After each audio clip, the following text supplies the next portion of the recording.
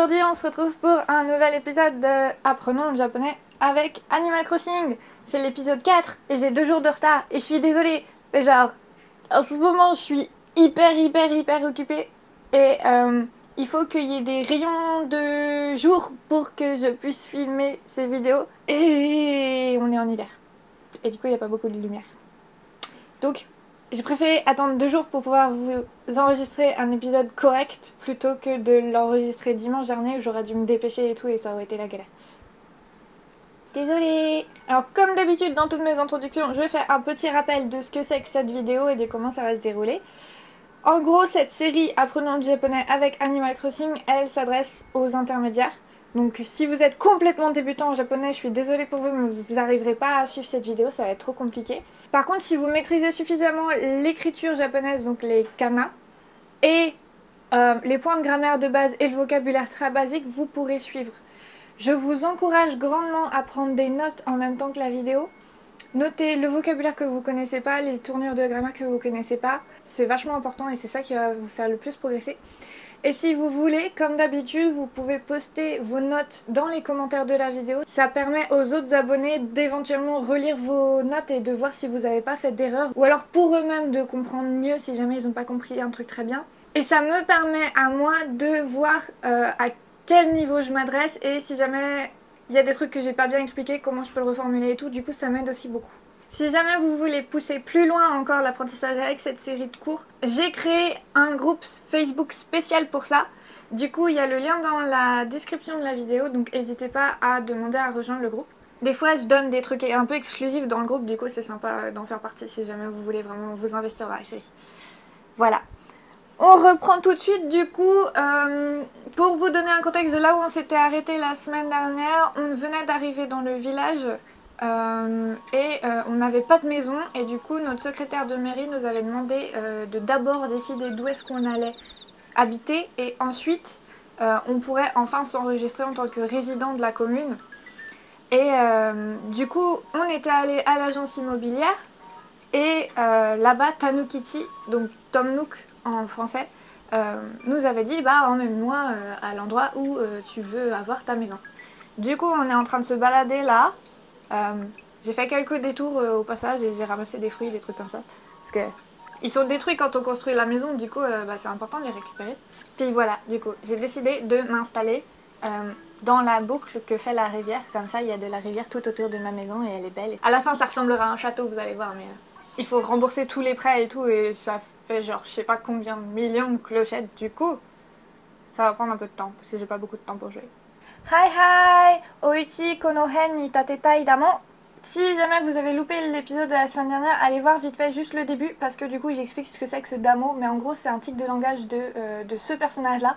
Il n'y a pas franchement de sens. Kono hen c'est ça peut aussi se lire atari s'il y a un ri derrière, donc faites bien attention à regarder s'il y a un okuligana. Le okuligana c'est un kana qui va à côté d'un kanji pour compléter le mot. Et du coup, s'il y a le okuligana ri après ce kanji, ça se lit atari, mais s'il n'y a pas de okuligana, donc si le kanji est tout seul, comme ici, ça se lit hen. Et ça veut toujours dire les environs. Les deux mots ont le même sens du coup. Les réponses. Koko ga ii, chigaimasu. J'ai pas besoin d'expliquer, hein. Ensuite. Koko nara, space wa jubun damo. Nara, ça s'utilise pour dire la condition. Donc par exemple, si, lorsque, quand. Du coup, si c'est ici, koko. Space wa jubun da. Space c'est space en anglais, donc l'espace. Jubun, ça veut dire assez, suffisant. Donc oui, si on le fait ici, il y a assez d'espace. Sore ni, chikaku ni wa kawa mo aru kara, tsuri ya shizen ga suki na hito ni wa tamaranai basho nandamo.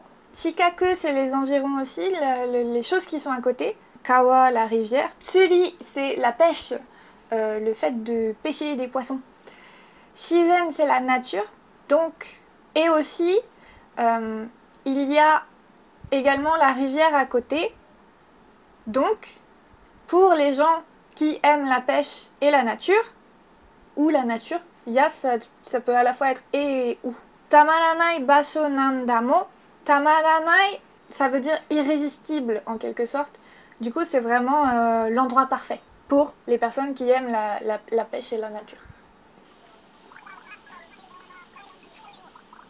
Ki to ka kusahana, ato umatteru mono nanka wa tateru toki ni dokechau kedo, ki to ka kusahana, ki les arbres, toka c'est la même chose que ya, du coup c'est et ou. Kusahana, kusa c'est les herbes et hana c'est les fleurs, donc tout ce qu'il y a comme trucs qui sont pas des arbres mais qui sont des plantes en gros. Umatteru ça vient de umaru, ça veut dire être enterré. Et nanka ça veut dire les choses comme suivi d'exemples. Et il sert aussi un peu à remplir les phrases des fois aussi. Il s'utilise un peu comme truc en fait en français. Tateru toki ni dokechau kedo. Dokechau c'est la forme teshimaru de dokeru. Et dokeru ça veut dire enlever. Je vous rappelle, je vous l'ai dit la semaine dernière, teshimaru ça veut dire plusieurs choses. Ici ça veut dire faire quelque chose jusqu'à la fin. Donc dokechau c'est tout enlever. Donc au moment de la construction, tateru toki, au moment de la construction, il faudra enlever tous les trucs comme les arbres, les plantes, les fleurs, les trucs enterrés aussi. Sore sae mondai nakereba taterareru damone. Sae c'est une particule qui est un petit peu moins courante mais qui est utile de temps en temps. Et sore sae, ça veut dire à part ça. Mondai nakereba, la forme ba, la forme nara et la forme tara, c'est toutes les trois des conditions. Donc, s'il n'y a pas de problème, taterareru, c'est la forme potentielle, donc on peut construire. Chotto matte ne, konna kanji ni naru damo. Et là, vous allez sûrement comprendre la phrase mieux si jamais je laisse un petit peu la suite. Parce que du coup, il donne l'exemple de la maison. Donc, konna kanji ni naru, ça donnerait ce genre de choses. Kanji, ça a plusieurs traductions qui dépendent complètement du contexte. Mais ça a le sens d'une émotion, une impression, une idée.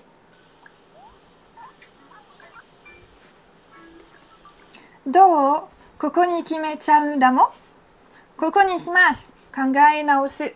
On trouve encore une fois un autre sens de teshimaru qui là veut dire prendre une décision. Ça s'utilise beaucoup pour quand on prend une décision sans vraiment réfléchir aux conséquences. Mais là, je pense pas qu'il y ait vraiment cette connotation-là et c'est juste simplement décider pour de vrai. Ce qui est renforcé évidemment par le choix du verbe puisque kimeru, ça veut dire décider. Donc kimechau, c'est vraiment genre prendre une décision quoi. Et kangae naosu, naosu ça veut dire corriger. Kangae naosu, du coup, ça veut dire j'ai changé d'avis, j'ai changé ce que je pensais. Moi, j'ai décidé que ma maison, elle était très bien ici.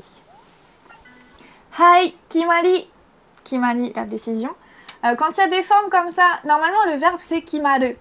Quand il y a des verbes qui finissent comme ça, d'un coup en i, ça veut dire que ce sont devenus des noms. Donc, ce n'est pas décider, c'est la décision. Mais évidemment, si vous le traduisez littéralement comme ça, c'est un petit peu bizarre.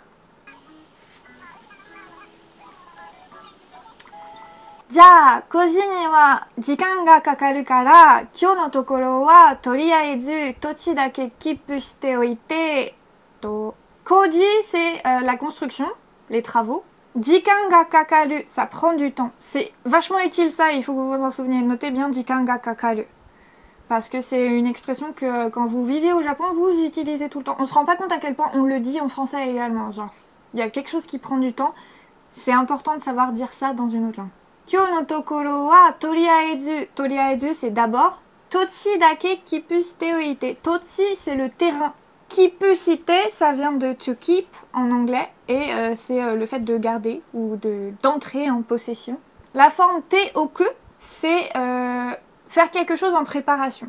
Ja, donc, comme les travaux vont prendre du temps, kyou no tokoro, je ne pense pas que ce soit le sens littéral de tokoro, mais plutôt ce qu'on a fait aujourd'hui. Parce que tokoro, ça veut aussi dire un endroit.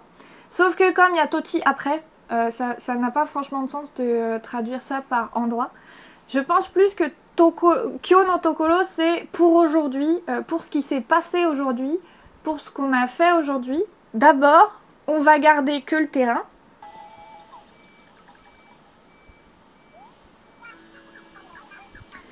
Jan! Kore de, kono tochi wa mou Julia-san no mono nanda mo. Jan, c'est l'onomatopée pour dire tadam en français. On peut même l'utiliser plusieurs fois et dire jan jan jan, tadam. Comme ça, ce terrain est déjà la propriété de Julia. Et déjà ta propriété du coup. Tochidai, zaiyohi, kenchikuhi, moro moro komide. Alors là, il y a du vocabulaire. Vous n'êtes pas obligé, je pense, d'apprendre ce vocabulaire par cœur parce que c'est quand même vachement spécifique. Mais si vous connaissez les kanji, je pense que c'est pas si dur de comprendre le sens de ces mots. Tochidai, dai c'est le prix. Ça veut dire plein de choses parce que ça s'utilise dans jidai par exemple qui veut dire l'époque. Mais ici c'est le prix, le coût. Donc tochidai, le prix, le coût du terrain. Zaiyohi, hi. Je me souviens de ce kanji là parce que la partie du haut elle ressemble au signe du dollar avec le S avec les deux barres là. Et ce kanji là il veut effectivement dire le prix, le coût, la valeur de quelque chose. Donc zairyo c'est les matériaux de construction et hi c'est le coût des matériaux de construction du coup. Et kenchiku, ken, on retrouve ce kanji dans tateru du coup. On retrouve hi, donc le coût encore une fois. Par déduction on peut comprendre que du coup c'est le coût de la construction. Moro moro, c'est toutes sortes de choses. Et komide, c'est commander au gros. Donc commander toutes sortes de choses. Chotto yayakoshi kara ato de keisan shite tsutaeru dana mo. Yayakoshi, ça veut dire complexe, pas facile. Donc comme c'est un peu complexe, ato de, après. Keisan shite, calculer. Keisan, c'est un calcul. Tsutaeru, ça veut dire communiquer. Donc, je ferai le calcul et je te communiquerai. Entre parenthèses, le prix total.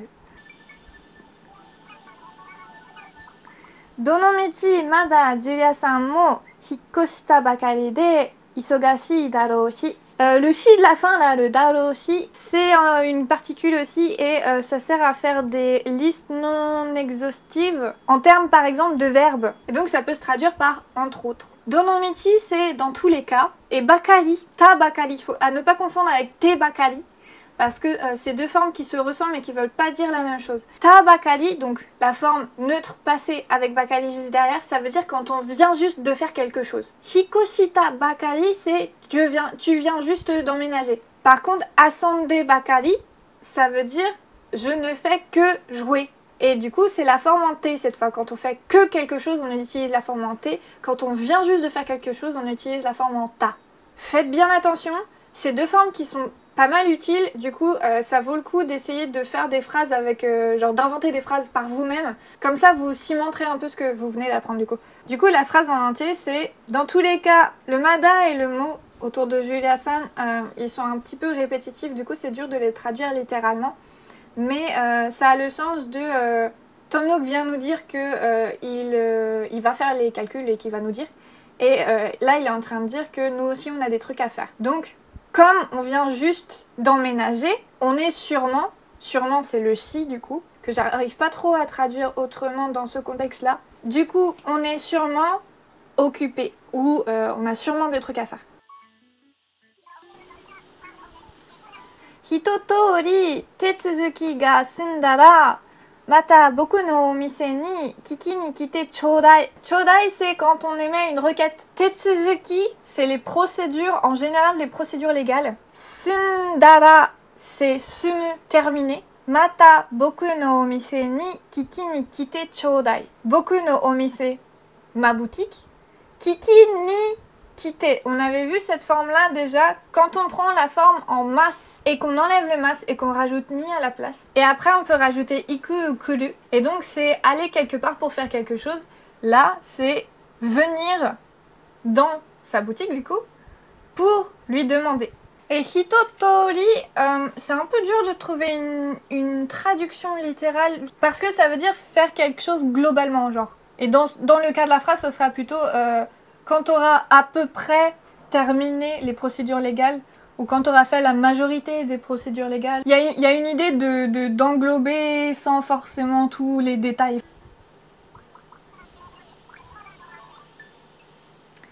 To wa itte mo, sore made yasumu tokoro ga nai to komaru yo ne. Chotto matte ne. To wa itte mo, ça reprend ce qu'on a dit juste avant, mais pour changer de sujet. Du coup, je te dis ça, mais sore made, jusque-là, yasumu tokoro ga nai to. Le to, là, c'est le to de la condition. On peut aussi utiliser naito, la forme naito, quand on doit faire quelque chose. Par exemple, solo solo ikanai to, je dois partir maintenant. Sauf que là, c'est vraiment la condition. Là, c'est le contexte qui nous dit que c'est la condition. Donc, yasumu tokoro ga naito, si tu n'as pas d'endroit où te reposer ou / dormir. Komaru yone, komaru, c'est le verbe être embêté, être inquiet. Donc, tu vas être embêté si t'as pas d'endroit où dormir en fait. Chotto matte ne. Attends un petit peu, s'il te plaît.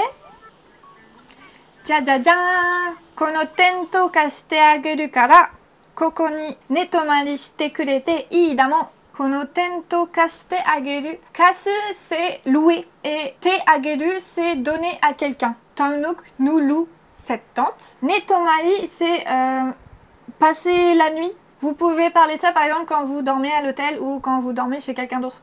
Ça a l'idée d'avoir un toit sous lequel dormir et qui n'est pas forcément notre maison. Maniawase no posto mo tsukete oita kara yubi mo chanto todoku hazu da mo. Maniawase, c'est un remplacement provisoire, c'est quelque chose qu'on met à la place d'un truc juste pour le remplacer pour une courte période de temps. Par exemple, si vous avez cassé votre fenêtre et que vous mettez du papier, ce sera maniawase no mado, du coup. Tsukete oita. Tsukeru, c'est attaché. On retrouve te oku, encore une fois, sauf que là c'est au passé. Donc j'ai attaché ça en prévention ou en préparation de si jamais tu as quelque chose qui arrive par la poste. Yubin, du coup, c'est la poste. Chanto, c'est correctement. Todoku, c'est être livré. Et hazu, c'est une prévision. Donc, ça devrait être comme ça. Tu devrais être livré par la poste comme prévu. Donc, en entier, j'ai attaché cette boîte aux lettres provisoire. Du coup, tu devrais être livré par la poste comme prévu. Posto tsuki no tento nante metta ni nai da mo. Ahahaha. Ahahaha. Nante, c'est pour la surprise. Il n'y a pas de traduction littérale en français, mais essayez quand vous voyez un nante dans la phrase de traduire par quelque chose qui exprime la surprise. Posuto tsuki, quand vous rajoutez tsuki comme ça après un mot, ça veut dire équipé avec. Donc une tente équipée d'une boîte aux lettres. Mettani, rarement. Naidamo, on voit pas souvent ce genre de tente équipée d'une boîte aux lettres. Ja, boku wa omise ni modoru kara koko de owakare ne. Owakare, ça vient du verbe wakaru qui veut dire séparer, diviser. Du coup, owakare, c'est une séparation. Donc, koko de owakare. Bon, on se sépare ici parce que boku wa omise ni modoru, je retourne à la boutique. Julia-san wa kore kara mata yakuba ni modoru n desho. Julia, maintenant, tu retournes à la mairie, n'est-ce pas? Ichi o sumu basho mo kimatta shi, chanto sonmin toroku shite moraun da mo. Ichi o, c'est plus ou moins, à peu près. Sumu basho mo kimatta, l'endroit où tu vas habiter a été décidé. Chanto sonmin toroku shite morau da mo, tu vas correctement faire ton enregistrement à la mairie du coup. Parce que je rappelle, sonmin toroku c'est composé de sonmin et de toroku. Toroku c'est s'enregistrer, sonmin c'est un résident. Boku no daikin no keisan o shite oku kara mata ashita ni demo omise ni kite choudai ne. Yoroshiku dana mo. Daikin c'est le prix, le coût. Donc daikin no keisan c'est le calcul du coût. Shite oku kara, je prépare le calcul du prix. Mata ashita ni demo. Le ni demo, j'ai un peu galéré à trouver exactement ce que ça voulait dire. Mais en gros, si on dit par exemple doko ni demo, ça peut être à n'importe quel endroit. Donc hashtag Nidemo, je pense que c'est à n'importe quel moment demain ou alors n'importe quel jour à partir de demain. Et donc si on traduit cette dernière phrase en entier, ça donne « Moi aussi, je vais aller préparer le calcul du prix entre parenthèses de la maison. S'il te plaît, viens encore une fois à la boutique à n'importe quel moment / n'importe quel jour. Yoroshiku, dans ce contexte-là, ça se traduit par à bientôt. Et danamo n'a pas de sens. C'est juste, il avait envie de le dire. Voilà, on a une maison, enfin une tente, du coup. Et c'est cool. Parce qu'on va enfin pouvoir s'enregistrer dans cette foutue mairie et commencer à véritablement entamer le jeu. Je vais peut-être faire une ellipse d'ailleurs parce que du coup, il n'y a pas grand-chose en termes de grammaire ou de vocabulaire qui est très intéressante dans la partie où on s'enregistre à la mairie, vu que c'est Shizue qui nous explique encore avec à peu près les mêmes terminologies ce qu'on a vu la dernière fois. Donc je vais peut-être sauter. J'hésite à faire un épisode de Noël dimanche, mais le truc c'est qu'il faudrait que je change l'heure dans mon jeu et que je joue Noël en avance.